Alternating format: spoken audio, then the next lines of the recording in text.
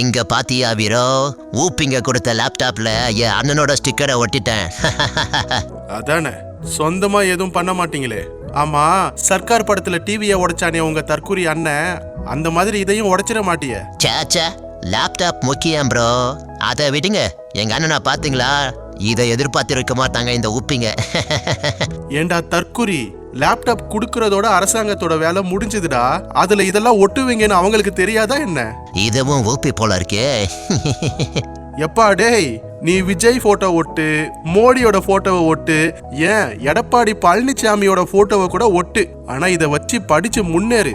அதுக்கு தானே அரசாங்கம் கொடுத்துருக்கு, புரியுதா?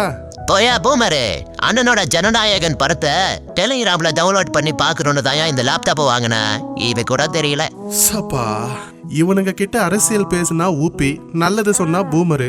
இந்த தற்கூரிங்க கிட்ட மாட்டிக்கிட்டு அவஸ்தைப்படுறா சாரி. இவங்க எல்லாரும் தமிழ்நாட்டு அரசியலோட அந்த மாற்றத்திற்கான அறிகுறி.